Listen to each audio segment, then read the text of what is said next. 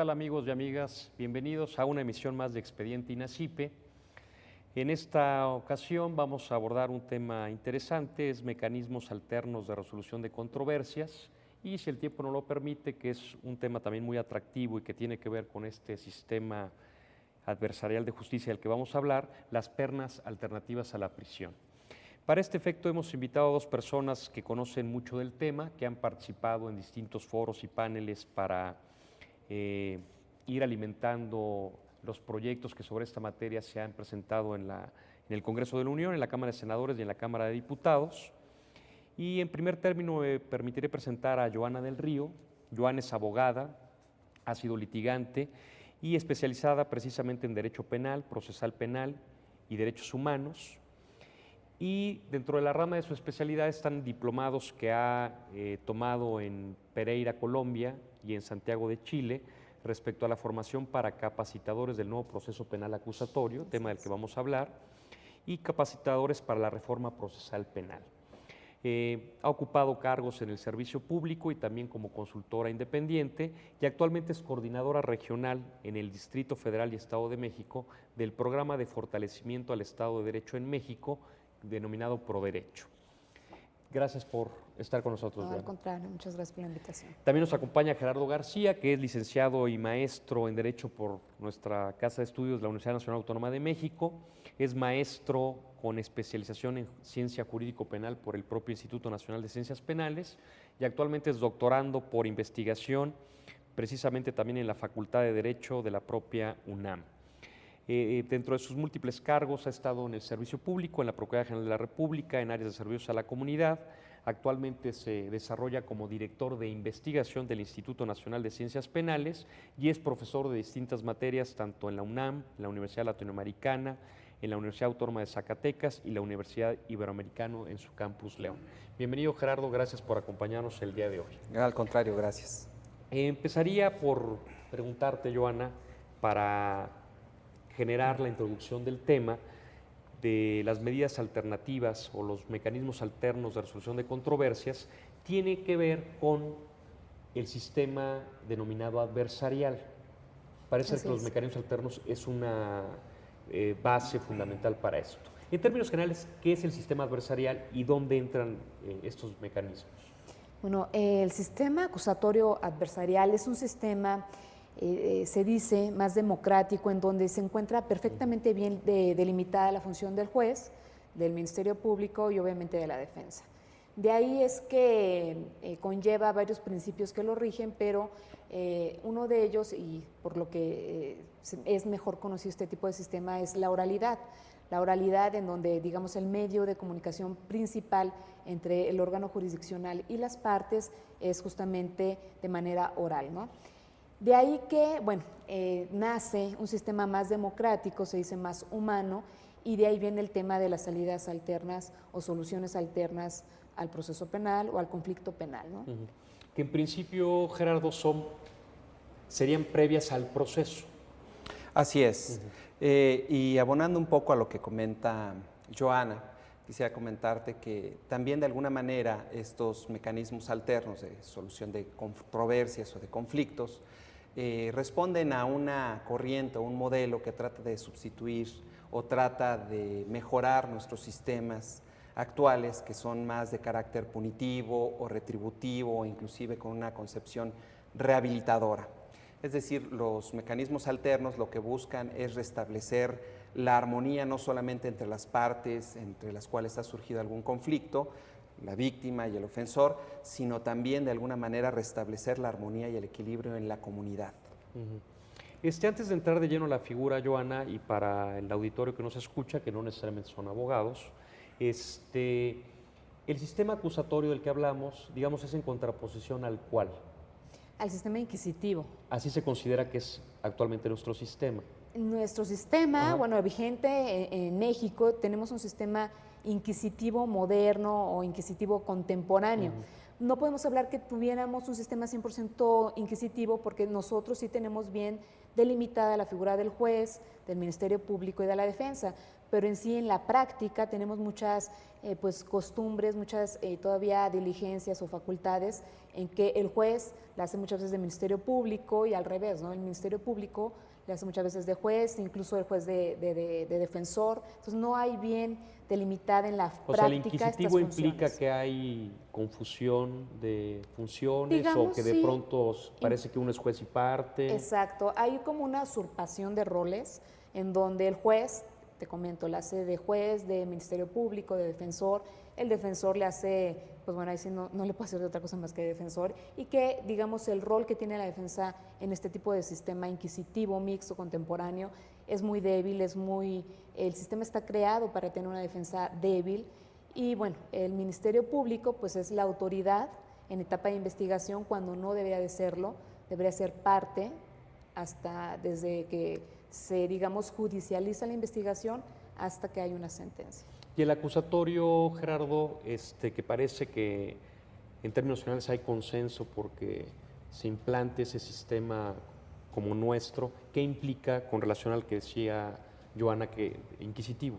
Bueno, implica varias cuestiones, pero solamente por señalar algunas, pues contemplar principios como la presunción de inocencia, en la que pues tiene la oportunidad la persona imputada o inculpada, pues de a través de todo un proceso en el que hay un equilibrio y hay una separación, como se señalaba hace un momento, específica entre las partes que intervienen, la acusación, naturalmente la defensa y obviamente el juez.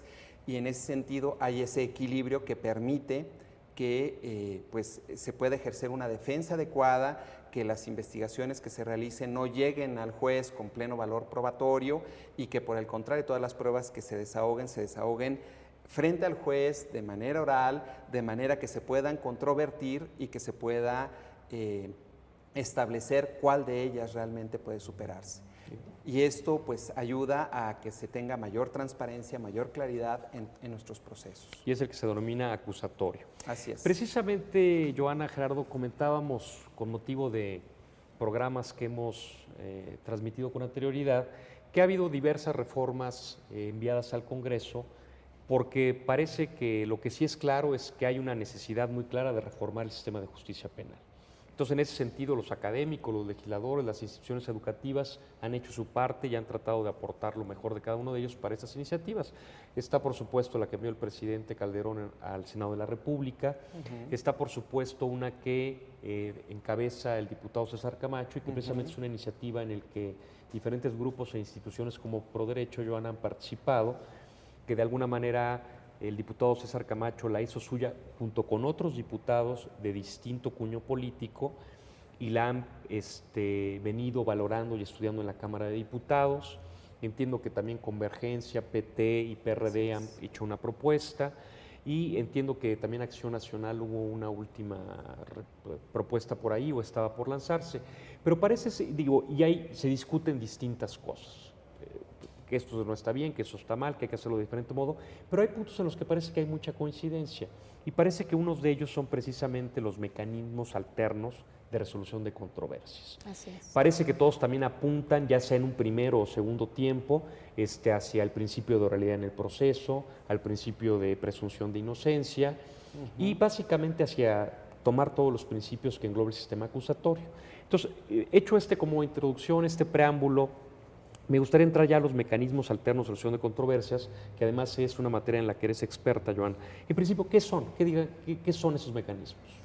Son mecanismos que diversifican la respuesta del Estado en diversos modelos. Esto es, el Estado, al encontrarse con un conflicto penal, la única respuesta que tiene es un proceso. Entonces, los mecanismos nacen como una respuesta a esta problemática de que absolutamente toda conducta debe ser sancionada con prisión o con un procesamiento. Entonces, estos mecanismos dan una gama de alternativas al Estado para llevar con éxito una respuesta satisfactoria a una conflictiva penal, ¿no? Porque en principio, una vez que estamos en el proceso, finalmente la autoridad va a dictar una resolución, sea condenatoria, sea absolutoria.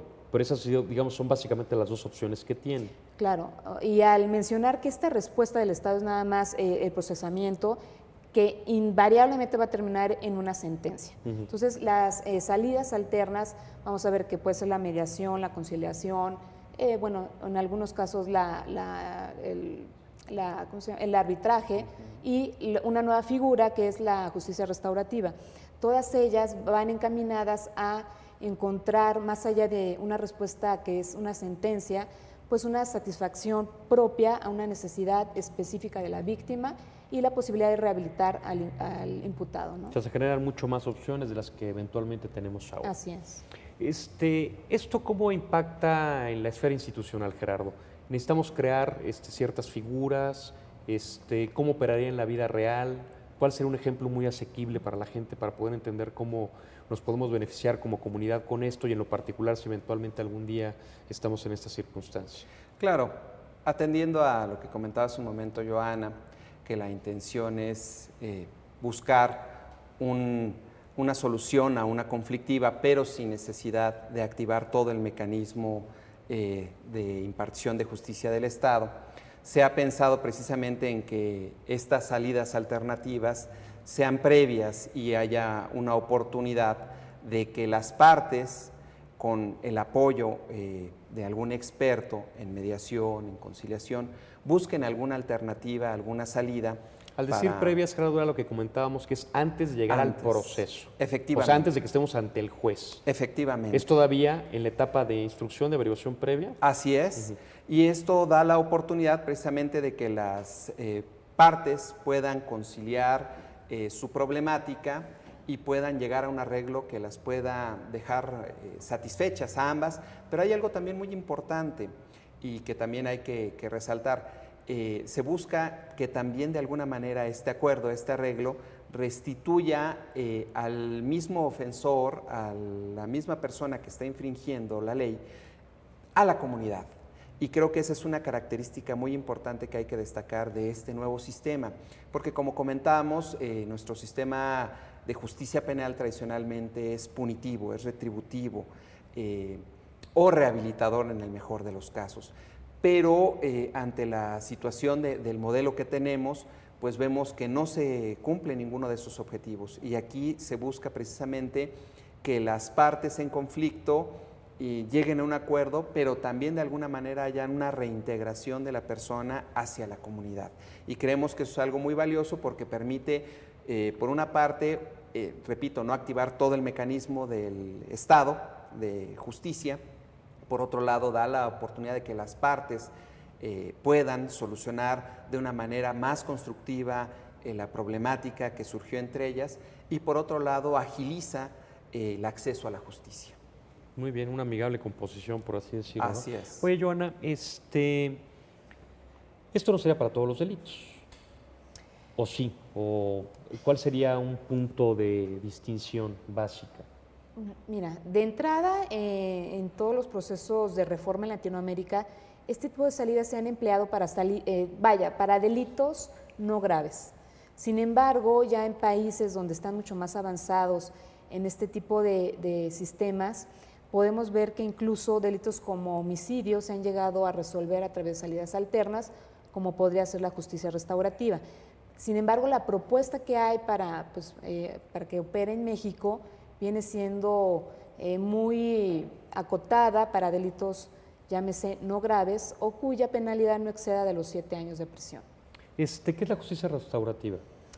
La justicia restaurativa es un modelo muy interesante que nace en Nueva Zelanda y resulta que, bueno, dada la problemática de todas las afectaciones que tiene el delito para la víctima, ellos quisieron ver cuál era la necesidad específica de la víctima. Entonces hicieron un estudio que llevó cualquier cantidad de años y determinaron que la mayor pregunta o la mayor necesidad que tiene la víctima de un delito es respuestas a sus necesidades en concreto. Entonces es un proceso tripartita, esto de la justicia restaurativa, en donde interviene la comunidad, el imputado y la víctima. Obviamente en este proceso es paralelo, hay un proceso de rehabilitación para el imputado, para la víctima, e interviene la sociedad. La víctima sus preguntas, las cuestionantes es ¿por qué a mí? ¿por qué me sucedió esto a mí? ¿Por qué no al vecino, a la señora que va pasando? Y el imputado obviamente se tiene que ser responsable de sus actos, todo lo que infringió a la víctima. Por otro lado, la sociedad está como monitoreando tanto el proceso de rehabilitación de la víctima como del imputado para que en un proceso ya largo hay un encuentro entre la víctima y el victimario. Entonces la víctima encuentra una respuesta en concreto de por qué a mí. Se dice en este nuevo sistema que si a la víctima no se le da respuestas concretas a sus necesidades y a sus cuestionantes, y máxime si viene de su agresor, pues esta víctima se convierte en un agresor Potencial. en potencia. Pero aquí, ¿cuál es el mecanismo alterno? Entonces, esto de la justicia restaurativa es ponerlos cara a cara en un proceso no de confrontación, sino de respuesta-pregunta. Yo quiero saber por qué me agrediste a mí, yo quiero saber por qué me robaste a mí. Y bueno, obviamente por el lado del imputado es hacerse consciente de que los actos que él realizó tuvieron muchas afectaciones a la víctima. Ahora, si y a se la lograsen comunidad. las dos cosas, que la víctima sintiera respondida a sus preguntas, a sus porqués, y suponiendo que el imputado Se hace responsable de sus tuviese a actos. cabalidad conciencia de lo que provocó su acto, ¿qué pasa? Pues que se rompe el círculo de la violencia y por ende tenemos una sociedad más sana. Esto es, la víctima se rompe con el circuito de que ya no es un agresor en potencia, va a salir sana de sus necesidades, de su problemática a la sociedad, vamos a tener una víctima sana. Por el otro lado, el imputado, al hacerse consciente de sus actos, obviamente va a salir también más sano a sociedad. Se dice que todas las personas que se someten a este tipo de programas, bueno, en cifras estadísticas en Nueva Zelanda, el 80% de estas personas no vuelve a delinquir. Esto es, se rompe con el círculo también de la reincidencia, luego entonces tenemos un beneficio directo. ¿Y qué pasa con el homicidio, sociedad. por ejemplo? Dependiendo del caso del homicidio, estamos hablando, por ejemplo, un homicidio… Por ejemplo, el que mencionabas. Culposo, es un homicidio 100% culposo, en donde una persona va conduciendo, puede Claro. atropellar a alguien y bueno, hay una víctima. La víctima, pues obviamente son los padres de esa persona que falleció, y este es el proceso. No quiere decir que todo tipo de homicidios, un homicidio doloso, Sería evidentemente más no complicado. podría entrar, o bueno, Sí, no sería podría muy entrar, ¿no? complicado que Sí, entrara, para los amigos ¿no? que no son abogados, un homicidio culposo es aquel en que la persona que lo comete no tiene la intención de cometerlo. Claro. El ejemplo más claro es un accidente de tránsito, ¿no? Donde haya a lo mejor algún atropellado, algún incidente y haya algún muerto. Pero entonces esa es la justicia restaurativa. Sí. Pero uno puede hacer para homicidio doloso. Por eso le hice la pregunta a Joana. No, y abundando un poquito más en esto, institucionalmente es necesario para que opere esta justicia restaurativa la creación de centros de mediación. Los antecedentes que tenemos en nuestro país datan de 1997 con la creación del Centro de Mediación en Quintana Roo, que en ese sentido ha sido pionero en esta justicia restaurativa y en estos mecanismos alternativos a la solución de controversias. Otro ha sido Querétaro. Recientemente aquí en el Distrito Federal, en el mes de mayo, se inauguró un centro más de mediación. Y por ejemplo, en estos centros, además hay en otros estados, Nuevo León hay también, ¿no? leyes efectivamente de mediación y se están previendo la creación de estos centros. Y sobre todo se ha previsto para delitos, primero de querella, y es decir, donde aquella persona que ha sido afectada en sus derechos o en su persona tenga que acudir ante la autoridad para pues, hacer del conocimiento de este hecho. Y segundo, que haya posibilidad pues, de negociar precisamente o de encontrar algún arreglo o de responder a estas preguntas a las que estaba comentando Joana, que a veces pues, inquietan más a la víctima. Es decir, a veces no es tanto la cuestión del daño, por ejemplo, daño en propiedad ajena, lesiones leves, injurias, ese tipo de casos son los que… Por ejemplo, Gerardo, un caso de la vida real. real, para quien nos está escuchando, ¿cómo sería a través de una resolución de medios o mecanismos alternos de resolución? Claro que sí, mira, podría ser, por ejemplo, un caso de un daño en propiedad ajena. Un choque de vehículos. Un choque de vehículos, bueno, pues finalmente la afectación es material, si no hay mayor trascendencia en cuanto a las personas, algún daño mayor, perfectamente pueden pues acudir a estos centros de mediación y bueno, pues aclarar las cosas que pasó, pues sabes qué, no me fijé, me pasé el alto, iba distraído, no me funcionaron los frenos y pues bueno, finalmente hubo un daño, bueno, pues vamos a buscar la solución. En muchos casos es, pues sí, una reparación material del daño, pero en otras ocasiones es ese reconocimiento de la culpa. ¿Sabes qué? Pues no sé, en ese momento me ofusqué, no estaba en mis cabales, estaba distraído. Y a veces eso es lo que a la víctima le interesa más, el sentir que, bueno, pues hay un reconocimiento de esa responsabilidad y de que, bueno, puede sentirse pues mejor y manejar de una mejor forma los sentimientos que le surgen después pues de haber sido victimizada. Que parece que eso es fundamental, ¿no, Joana? Hemos escuchado muchas veces de nuestra vida diaria que alguien llega a decir, no es porque me pagó o no me pagó, ¿no? Sino es por el hecho de que no asumió esto o el otro. Ahora, por ejemplo, en la vida real, Joana, que era lo que le preguntaba un poco a Gerardo, ¿qué es lo que pasaría? Por ejemplo, el choque. Vamos a suponer que las dos personas que se ven involucradas en ese evento, en principio consideran que el otro pudo haber tenido la responsabilidad o que de alguna manera es compartido. Si no se arreglaran, terminarían yendo a la agencia del Ministerio Público y se iniciaría una denuncia, como dice Gerardo, de daños en propiedad ajena, y ahí al tiempo, un proceso, un juicio, a ver cuánto tarda, a ver quién es responsable, a ver quién se condena. En este esquema, en vez de ir al Ministerio Público, ¿qué es lo que pasaría? ¿O qué pasaría, por ejemplo? Pues bueno, evidentemente sí acudirían, por ejemplo, a la Procuraduría pensando en que este tipo de mecanismos estuvieran ya implementados en esta instancia. El Ministerio Público les propondría que, dado la naturaleza del delito, lo pudieran resolver a través de un mecanismo como mediación, la conciliación. Antes de levantar la denuncia. Antes de levantar cualquier diligencia ya de ámbito ministerial, de ámbito ya propiamente jurídico. El Ministerio Público dice, oiga, esto es susceptible de mediación, es susceptible de conciliación, entonces pasen a tal lugar. Claro. Y es lo que decía Gerardo, hay centros de mediación creados ex profeso. Y la idea es que el Ministerio Público no sea el mediador.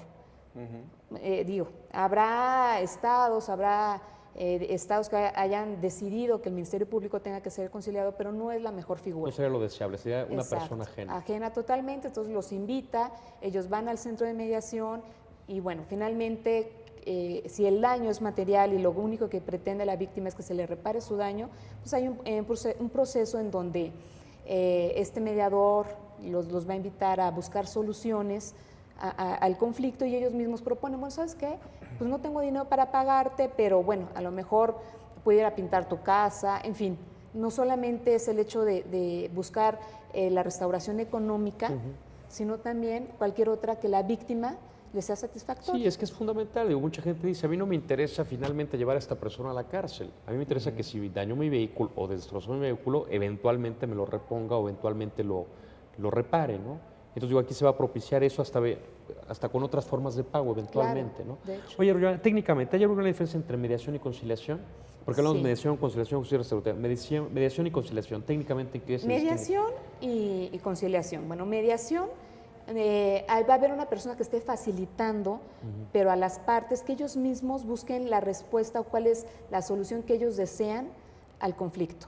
En cambio, en la conciliación, el conciliador es quien propone la solución al conflicto. No nace de las partes, sino que él propone cuál podría ser las alternativas de soluciones. Ah, ok, perfecto. Entonces el mediador simplemente conduce, como yo ahorita. Así es. Y el conciliador ya va a proponer salidas a las partes para que eventualmente se vislumbre una posibilidad de opción. Aparte de mediación y conciliación, decías justicia restaurativa, ¿hay otro mecanismo conocido que haya surtido efectos o básicamente hablamos de No, también está, dentro de lo que son salidas alternas también hay un procedimiento que es el proceso de suspensión a prueba, que esto ya está contemplado en nuevos códigos procesales como el de Chihuahua, en donde opera de la siguiente forma. El agresor o el victimario reconoce su delito, pero se compromete a hacer un plan de reparación para la víctima. Y este convenio, porque realmente es un convenio, requiere de la aceptación de la víctima y de la propuesta y también de la aceptación del imputado, se judicializa ante un juez. Y la diferencia es que eso ya es durante el proceso, porque de hecho se llama suspensión de proceso. El proceso de suspensión a prueba. Proceso de suspensión a prueba. Y es durante el proceso y puede ser incluso hasta antes de llegarse a una sentencia. Ok. Suena interesante. Gerardo, esto implica la creación de figuras. Yo en lo particular tuve la oportunidad de conocer el Centro de Mediación de Nuevo León. Tuve la suerte de ser invitado por el Consejo de la Judicatura allá. Ya lo que me llamó mucho la atención es que en principio es un lugar muy agradable. Entiendo que es con la finalidad de crear una atmósfera favorable para las personas. Y sí, no lo conducía el Ministerio Público. Era a través de terceras personas, hagan cuenta, es una sucursal bancaria muy cómoda donde pasaban eventualmente a llegar a un arreglo. En estas propuestas que se han barajado, ¿ese es el mecanismo también? Efectivamente, de todas las propuestas que tú señalaste hace unos minutos, inclusive yo agregaría la del expresidente Fox, que en 2004 presentó también, se contempla esta figura de las salidas alternativas. ¿Esto con qué finalidad? Bueno, pues como comentábamos, de hacer más accesible el acceso a la justicia. Y la idea es buscar entornos que sean más agradables, que propicien más la posibilidad de un diálogo, la posibilidad de un acuerdo, con expertos que ayuden a las partes a llegar a algún acuerdo, a llegar a alguna composición. Porque bueno, creo que todos en algún momento de nuestra vida hemos tenido que acudir a una agencia del Ministerio Público. Sí, es un lugar menos propicio para estar tranquilo, calmado y llegar a un arreglo, ¿no? Efectivamente. Entonces, la atmósfera no ayuda. Así es, la idea es propiciar a través de toda esta atmósfera, a través de estas personas, mediadores, conciliadores, personas que tienen experiencia, una preparación específica para ayudar a las personas, como comentábamos, a resolver esa problemática que tienen de la mejor forma y que todos sientan que aquí han ganado. Eso es, yo creo que también una visión importante, un cambio de paradigma. Aquí todos ganan, nadie pierde, ¿no? Porque gana la víctima en el sentido de la reparación de su daño, gana el ofensor en el sentido de asumir una responsabilidad, del no sentirse tampoco señalado, ni que sean vulnerados sus garantías, y de alguna manera también la sociedad al restablecer la armonía. Eso es muy importante, porque yo me atrevo a pensar que en la mayoría de los casos la víctima lo que quiere es que se le repare el daño, ¿no? Efectivamente. Me imagino que en algunos otros, y dada la circunstancia personal del ilícito que se cometió, a lo mejor sí pudiese haber cierta circunstancia afectiva, de sentimiento de sí querer que la otra persona eventualmente purgue una pena corporal. Pero me imagino que en la mayoría de los casos, y para eso esta figura, que es lo que me interesa, que me repares el daño, que no exista problema entre tú y yo y cada quien seguimos nuestra vida, ¿no? Así es, efectivamente, a través de este principio de oportunidad que se señaló, el principio de celeridad extraprocesal y también de economía procesal, la idea es buscar que estas salidas coadyuven a que no se congestione nuestro sistema de justicia penal y que no se utilice al derecho penal como una arma, como una venganza. Al servicio de un particular. Exactamente. Pues el tema es por lo demás interesante. Vamos a ir a un corte y retomamos toda esta serie de temas. Regresamos, no se vaya.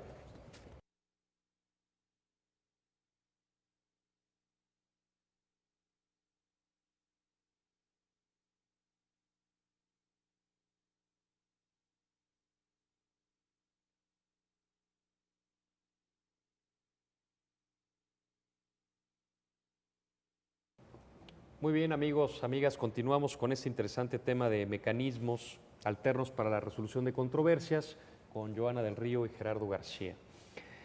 Platicábamos en el corte sobre algunos datos y quisiera iniciar con eso. Preguntarte, Joana, si estos mecanismos o esta circunstancia no son ajenos a nuestra cultura judicial, a nuestra cultura en general. Te lo comento por esto, para no mencionar el derecho penal. La referencia que yo tengo de figuras de mediación o de conciliación, por ejemplo, en otros ámbitos del derecho, el civil o el familiar, la verdad es que cuando surgieron con ese propósito, se convirtieron, yo creo que con el tiempo, en una parte más del proceso que lo alargó en vez de hacerlo breve. Surgieron hace ya muchos años las audiencias previas y de conciliación en los juzgados del orden civil, que precisamente tenían como objeto que un secretario conciliador llamara a las partes después de la demanda y la contestación, ya que se había fijado la litis, para hacerles una propuesta. Ahí sí era conciliador, de él salía un... Total, no pasó nada, y al cabo del tiempo, esa audiencia previa de conciliación, las partes van, el secretario no los insta absolutamente a nada, y simplemente se levanta el acta para decir que no llega a un arreglo, ya en un escrito o en un dictado que ya tienen listo, y no solamente los arreglaron, sino que se agregó una parte más al proceso. Lo mismo pasa, por ejemplo, con las cuestiones de aveniencia en los divorcios. Más allá de que no se van a venir porque a lo mejor ya están resueltos a divorciarse, independientemente de eso, el juez jamás los llama a venirse. Simplemente se cerciora que estén ahí, que no llega a un arreglo y se van. Por eso te pregunto, ¿no son ajenos a nuestra cultura estos mecanismos? Yo te diría que no, al contrario, forman parte incluso de nuestra cultura. Tú puedes ver en las comunidades indígenas, es la forma natural de resolución del conflicto. Ahí tienes ¿cómo le llaman? Al patrono del pueblo. Él está dirimiendo los conflictos del pueblo justamente a través de estos procesos o mecanismos de conciliación. Nada más que obviamente no se le conoce como salidas alternas, ni mucho menos, pero lo que ellos hacen ahí es la metodología. Ahora bien, ¿por qué no han funcionado en este tipo de materias? Porque, bueno, en primer lugar, yo sí considero que se requiere de que este tipo de salidas o medidas se den en un contexto de un sistema acusatorio, de un nuevo proceso penal en donde sí esté siempre vigilada esa responsabilidad por un juez. El juez que va a estar cautelando que esa solución, por ejemplo, si se da en una etapa de proceso, el imputado cumpla, la víctima encuentre la restauración a su daño y, digamos, el convenio que se realiza tenga efectos de sentencia. Si es antes del proceso, si es antes existe del proceso, un juez que le denominan de alguna manera en particular, ¿no? El juez de garantía. Sin embargo, vaya, si estamos hablando de etapas muy tempranas del procedimiento, obviamente antes de investigación, en el proceso de investigación, el Ministerio Público tiene esa facultad para hacerlo. Pero, vaya, yo creo que este modelo no se ha adoptado adecuadamente porque no se ha implementado como tal, como salidas alternas, ni se han establecido debidamente las reglas como deben de funcionar. En materia civil y familiar, pues bueno, se rigen bajo otros principios. Aquí estamos hablando de un modelo distinto, una aplicación distinta, una operación totalmente distinta como lo conocemos en el ámbito civil o familiar. O sea, ¿tú opinas que hay buenas razones para pensar que va a tener buena cabida en el sistema de justicia no penal? Es que opines, simplemente ya estamos viendo Ya hay resultados. En el caso de Chihuahua, que está operando desde enero de este año, a la fecha, en el sistema tradicional, al día de hoy, estuvieran conociendo aproximadamente 3.780 causas al día de hoy. A partir de la entrada en vigor del nuevo sistema de justicia penal en ese estado, llevan 350 causas. Todo lo demás, estamos hablando de las 2.000 y fracción, se han dirimido a través de salidas alternas. Que lo mismo pasaba en Nuevo León, y creo que alguna vez te lo oí a ti comentarlo en algún panel, Gerardo, que los que combaten, que creo que son los menos, las circunstancias de la oralidad en el proceso, alegaban que Nuevo León en año y medio tenía 10 juicios, ¿no? Así es. Pero precisamente la respuesta estaba en esto, ¿no? Precisamente, efectivamente, en que hay una base de este sistema, que es esta, las salidas alternativas, donde el grueso de los asuntos que se someten a consideración pueden tener estas salidas y esto ayuda a despresurizar al sistema. Entonces, no es un dato pues que hablen de mérito de un sistema acusatorio, sino al contrario. Que es el mismo dato que está dando Joana. Así es, de la efectividad. Además, yo agregaría otro dato importante que podríamos reflexionar, que nos ayudaría a entender la importancia de las salidas alternativas. Por ejemplo, según estudios del propio CIDE, aproximadamente el 50% de la población que actualmente se encuentra privada de la libertad es por robo. Y de ese 50%, el 25% ha sido detenido por robo por menos de 1,000 pesos o 1,000 pesos. Caray, activar toda la maquinaria judicial para juzgar a alguien por un robo de 1,000 pesos, para que al final de cuentas la persona a la que se le robaron su dinero, se vio privada de su dinero, pues ni lo tenga y quien cometió el ilícito esté privada de su libertad durante un buen rato y finalmente, si no era delincuente, se hace, y si era delincuente se perfecciona en nuestras Aparte de que se instancias. activa toda la maquinaria del proceso. Así Ese es. sería materia de otro tema, ¿no? La política criminal, ¿no? Que luego ante la circunstancia, en el caso de esto federal, pues hay casos verdaderamente lamentables, ¿no? Y Por que se supuesto. convierten en íconos de la Claro. injusticia. Solamente, no, digo, no sí. sé, gente que se logra una playera, una chica Claro. en una tienda y de pronto se pasa un año en la cárcel. Solamente para darte otros 2 datos más duros. Cada causa penal en el Distrito Federal cuesta aproximadamente 12,500 pesos. Y cada proceso que se desahoga en el Distrito Federal tarda 263 días, según estudios del propio Consejo de la Judicatura. Entonces, pues, imagínate lo que implica esta cantidad de recursos para activar toda esta maquinaria para que a final de cuentas no se obtenga el resultado que se está buscando. La persona a la que se le robó, pues lo que busca es que se le devuelva su dinero. Quien fue defraudado, lo que busca es también que se le resarza el daño. Quien fue lesionado, igual, lo que quiere es una disculpa, no que la gente quede en prisión o quede privada de su Claro, libertad. eventualmente no es su interés. Exactamente. Entonces yo creo que todo esto abonaría a ese cambio de visión, a ese cambio Sí, de como dice, a paradigma. despresurizar, a bajar el trabajo de los jueces, Así que se aboquen a es. causas mucho más específicas y eventualmente más supuesto. relevantes, cuando hay la Exactamente. posibilidad que las partes... Porque Chihuahua también ya es juicio oral. Sí. Entonces todo esto se arregla antes de llegar al juez del oral. Exacto. Y ya solamente van a juicio oral los que no llegaron a una mediación o no fueron conciliados. Llega a juicio los casos que de verdad deben de llegar a juicio. Esto es donde hay una efectiva contraposición de intereses, donde hay realmente un conflicto mucho mayor que evidentemente no se puede resolver a través de estas Por salidas ejemplo, un homicidio alternas. doloso. Un homicidio doloso, una violación o cualquier otro delito que de verdad no pueda haber o no pueda mediar. Pues ese un tipo de delito que no salidas. pueda ser negociable, para decirlo de alguna manera hacia la gente, ¿no? Sí, sí, pero más allá de buscar descongestionar el sistema de justicia penal, el empleo de las salidas alternas viene para, o sea, realmente el uso adecuado de estas salidas son para proporcionar una respuesta de alta resolución para la víctima y para el imputado, y en consecuencia para la sociedad. Finalmente, un efecto secundario es ese, descongestionar el sistema de justicia penal, pero realmente vemos que Sí, o sea, no el es impacto objetivo, es mayor, es claro. es mucho más efectivo en el ámbito social.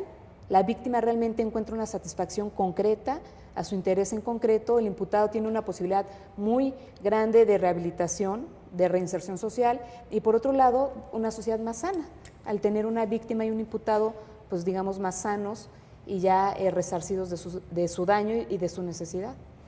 Oye, Joana, al oír ese tipo de mecanismos, de medidas que suenan tan lógicos, tan obvios, ¿por qué no se han hecho? Digo, yo sé que tú estás impulsando esto, Claro. o sea, pero ¿por qué no existe eso hace 10, 15, 20, 25 años? Pues yo creo que es mucho por el tipo de sistema de justicia penal que tenemos, en donde, bueno, tenemos el principio de legalidad, en donde todo delito que llegue a conocer la autoridad debe determinar y de juzgarse, ¿no? Precisamente por eso se requiere una reforma integral al sistema de justicia penal para permitir este tipo de modelos, de mecanismos que realmente satisfacen no solamente a la víctima, al imputado, sino a la sociedad, nos beneficia enormemente. No se han hecho porque yo creo que se está abriendo algo que ya estaba abierto desde hace mucho, pero no lo querían ver, ¿no? Y ya se está aceptando más. Porque yo me imagino que quien nos está dispensando con su atención viendo este programa, podría preguntarse eso, ¿no? Bueno, ¿por qué no lo hacen? Pues es obvio, digo, es muy lógico. Y ojalá estos tipos de medidas sí puedan tener este buen cauce, más allá de los puntos que eventualmente puedan causar controversia, que bueno, pues esos hay que reservarlos para un consenso mayor, pero yo creo que los que eventualmente lo tienen, sería cuestión de seguir empujando para que se pueda hacer. Ahorita que me contestaba Joana, Gerardo, estaba yo pensando, al momento de que yo estoy conciliando o alguien está mediando en el asunto en el que estoy involucrado, ¿eso implica el reconocimiento de culpabilidad por parte de alguno de los dos? Como comentábamos, la idea es apoyar a ambas partes a que manejen el conflicto que ha surgido. Y en ese sentido, en algún momento se le ayuda a las partes o una de las partes a que reconozca la responsabilidad que hay en el hecho que se dio y que eso de alguna manera le ayude también a manejar las consecuencias que derivan de esa situación. Lo que quiero decir concretamente es, caray, lesioné, caray, afecté propiedad ajena, caray, robé, tengo que hacerme plenamente responsable del acto, reconocerlo, porque eso va a ayudar en este proceso de conciliación, primero con la misma persona y después para con la víctima. Y en un último momento también para con la misma sociedad. Ahora, este reconocimiento que estoy haciendo en esta instancia, que es el centro de mediación, ¿no hay peligro para que eventualmente me comprometa a algo más que llegar a un acuerdo ahí? Es decir, digo, ¿qué tal si reconozco para llegar a un acuerdo y de pronto, de alguna manera, ahí me cambian las cosas para tratar de hacerlo ya en un proceso de que hubo un reconocimiento, una confesión? Yo creo que hay algo muy importante y rescato lo que en algún momento señaló Joana. La función que se busca, y por eso se tiene la ayuda de un experto, lo que se está buscando es solucionar el conflicto más que llegar a comprometer o a vulnerar las garantías de las personas que se encuentran involucradas en la situación o concretamente en quien fue el ofensor. Es decir, si en ese momento hay la posibilidad de un arreglo, bueno, queda perfectamente establecido y se asegura al mediador o el conciliador que se entiendan los alcances del compromiso que se está estableciendo. Y naturalmente quedan a salvo los derechos de las partes para que si en algún momento no se cumple con lo que se ha acordado ahí, con plena información, con pleno reconocimiento, como comentábamos, incluso en un ambiente más propicio para establecer esta mediación o esta conciliación, entonces sí se activa el mecanismo judicial, pero también dejando siempre a salvo los derechos de las partes. Y esto implica también pues, que el propio ofendido, el propio inculpado u ofensor, pues tenga a salvo también sus derechos, ¿no? Y eso es algo sumamente también importante, el respetarle sus garantías para que esto no se utilice después como una arma para llegar a extremos más allá de lo que se pretendía en un primer momento.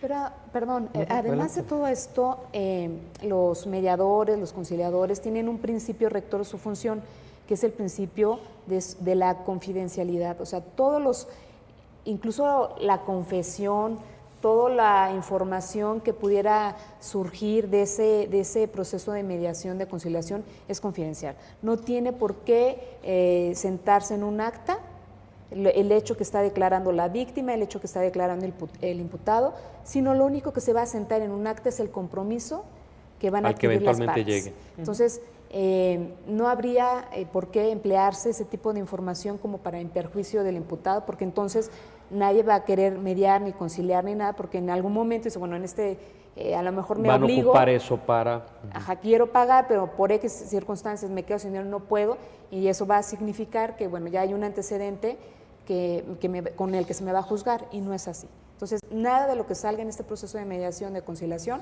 tiene por qué ser motivo de sentar un precedente para el imputado. Eso es muy bueno, porque digo, finalmente, sobre todo en materia penal, es importante, como dicen, que detrás de la desconfianza está la seguridad, ¿no? Claro. Entonces hay que irse con tiento. Joana, tú que tienes mucha experiencia en la implantación de estos sistemas en distintas partes del país, y con relación a lo que hablábamos de que no es aparentemente, no ha tenido carta de naturalización en otros tipos de derecho como el civil y el familiar, me da la impresión que no sería lo correcto que el Ministerio Público fuera el mediador o el conciliador, ¿no? Porque a lo mejor él no tendría mucho interés en eso, él finalmente tiene una carga de trabajo. Entonces a lo mejor tú eres la mediadora, que no tienes que ver conmigo que soy Ministerio Público, y tú sí como mediadora a lo mejor a ti sí te van a medir por eso, claro, por las mediaciones o las conciliaciones que hagan. A mí el Ministerio Público no me va a medir por las mediaciones o conciliaciones. Es que mira, aquí hay, en este punto hay dos temas importantes. Uno es que para que esto realmente funcione y sean lo que se dicen ser soluciones alternas a un proceso, se requiere de otro tipo de sistema, en donde sí la estructura en sí sola de este sistema garantiza que estos mecanismos sean efectivos y no se presten a tipo de sobornos, a tipo de cómo el Ministerio Público puede emplear este tipo de responsabilidades o aceptación de responsabilidades por parte del imputado para, bueno, llevarlo a un proceso. Entonces, por eso es importante que se den dentro de un sistema acusatorio con garantías, con un juez de garantía, con un ministerio público que se rija bajo otros principios sus actuaciones y tenga ciertos candados para evitar que el imputado sea objeto de coerción y la víctima también tenga un papel estelar en este tipo de procesos y sea atendida como lo que es como la víctima y con mucha satisfacción a sus intereses. Ahora bien, la persona, ya no digas Ministerio Público, que debe el conocer. abogado, un abogado no debe ser la persona indicada para conocer este tipo de procesos porque se dice que somos un poquito más cuadrados, todo queremos llevarlo a juicio, estamos viendo cómo asentamos de otra forma en algunos casos, ¿verdad? No todos. O sea, incluso la recomendación es que ni siquiera sea abogado. No, que sean o trabajadores sociales o psicólogos son los mejores mediadores, no los abogados. Entonces, no tanto por el Ministerio Público, porque bajo un sistema de corte acusatorio se supone que tiene un principio de objetividad. Sí, pero cada tipo de profesionista tenemos ciertas distorsiones propias de nuestra actividad. Entonces, ¿no? Sí, pero bueno, lo ideal es que sea un psicólogo. Ok. Gerardo, siguiendo con esta misma tónica, tú sabes, porque la conoces muy bien, y diste tus opiniones al respecto, en la reforma que el presidente envió al Senado de la República, también una de las circunstancias o de los tópicos que se tocan es la unificación de la legislación penal. Esto, para decirlo a nuestros amigos que nos escuchan, es tener un solo código penal para todo el país y un solo código procesal penal. En la actualidad, creo que salvo Aguascalientes, cada entidad federativa tiene un código penal y un procesal penal. ¿Coadyuvaría esta circunstancia de la unificación penal a una mejor implantación de estos mecanismos? Definitivamente, yo creo que aquí se ha señalado la necesidad de una reforma integral a nuestro sistema de justicia penal. Tú señalabas hace un momento que por qué si estas prácticas de mediación y salidas alternativas inclusive están muy arraigadas en nuestra cultura, ¿por qué no se han practicado? Pues precisamente porque hemos tenido una tendencia más bien a utilizar el derecho penal como una primera respuesta y no como lo que de hecho es una última respuesta para las conflictivas sociales.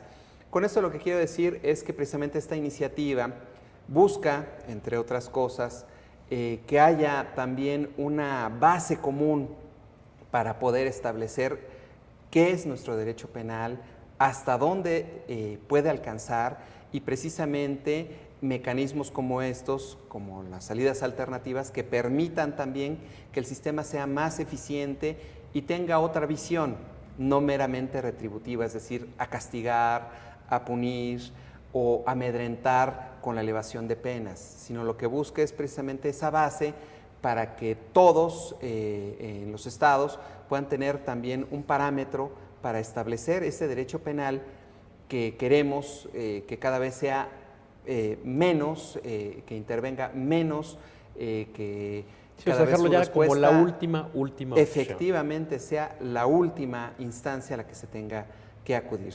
En ese sentido creemos que sí es positivo y ojalá pueda lograrse algún consenso en ese sentido.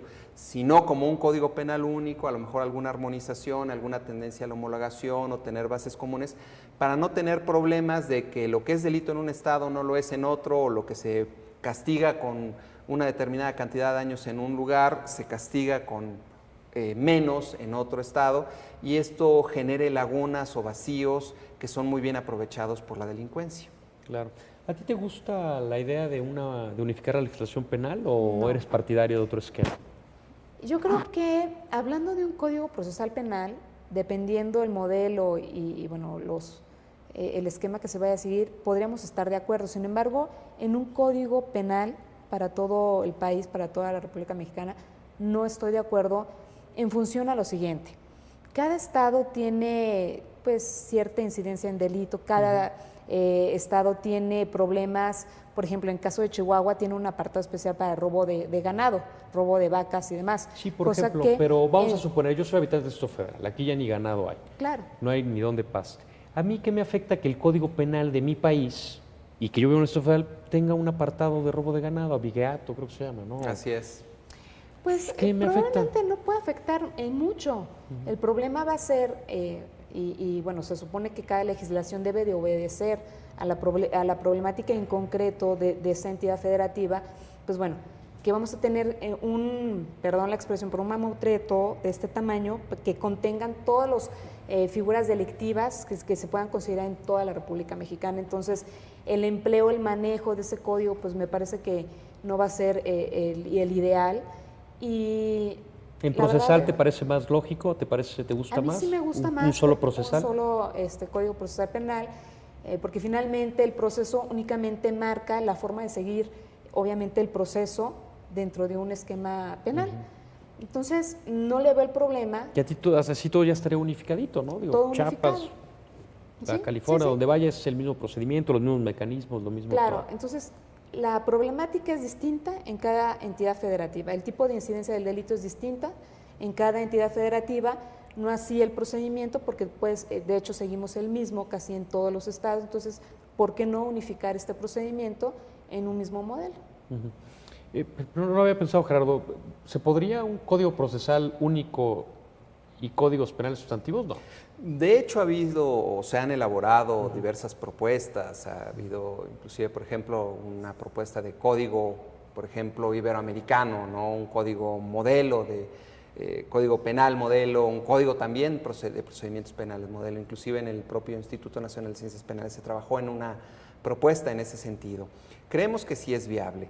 Y finalmente lo que consideramos que es importante es que haya un consenso para establecer procedimientos comunes que nos permitan que se establezca un modelo que sí sea operante, que sí sea eficaz y que nos resuelva la problemática que actualmente tenemos. Actualmente tenemos un sistema que con la dispersión legislativa, que con las confusiones que tenemos, con las constantes reformas que sufren nuestros códigos tanto penal como procesales, pues caray, de repente hay una gran confusión, se generan, repito, vacíos que pues, son muy bien aprovechados sobre todo por la delincuencia, y en ese sentido establecer pues reglas comunes o básicas pues, nos permitirían hacer de un proceso más garantista, un proceso más respetuoso de los derechos de la víctima, también del inculpado, y un proceso que sea mucho más ágil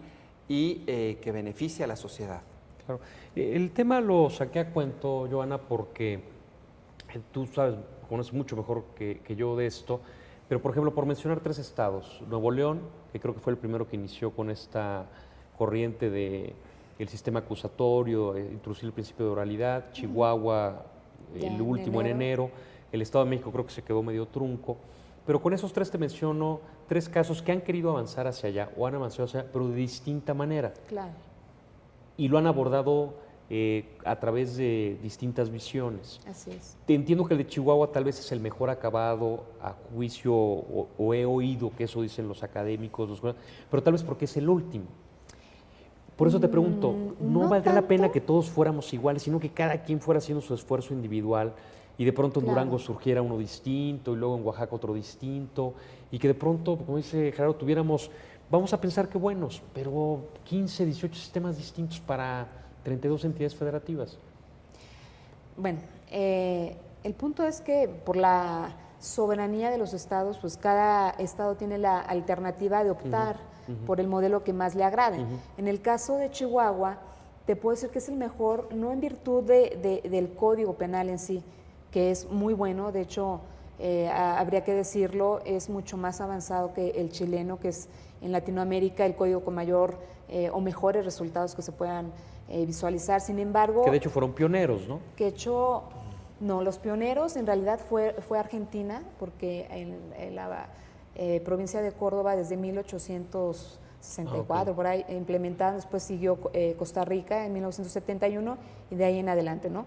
Pero en el caso de Chihuahua es una reforma muy integral y por eso consideramos que es mejor, porque abarca desde el tema de policía, Ministerio Público, Defensoría, juzgados, obviamente. No nada más se basó en juicio oral, esto es en oralizar la última etapa del proceso, no, sino desde profesionalizar a la policía, un Ministerio Público capacitado, con nuevas funciones, con nuevas facultades, los centros de mediación, la incorporación de salidas alternas, los juzgados, en fin, fue una reforma muy integral a su sistema de justicia y por eso consideramos que es la mejor, porque Muy es la bien, más pues integral. hay que seguirlas analizando. Ahora desafortunadamente se nos haya agotado el tiempo, Pero creo que con lo que nos ha platicado Joana, con lo que nos ha platicado Gerardo, nos queda la certidumbre de que es un tema en el que hay que avanzar, muy particularmente en este, que va de la mano con el principio de oralidad, los juicios orales, pero que ojalá académicos, consultores como ustedes en el ámbito de sus respectivas responsabilidades pueden seguir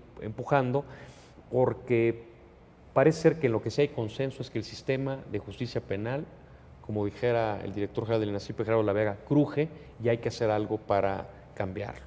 Ojalá estos temas queden finalmente incluidos en la propuesta que llega a aprobar el Congreso de la Unión. Y yo por lo pronto no tengo más que agradecer a Gerardo García y a Joana del Río su presencia y a ustedes el que nos hayan escuchado y sintonizado. Nos vemos el próximo lunes a las 7 de la noche, por acá lo esperamos. Gracias.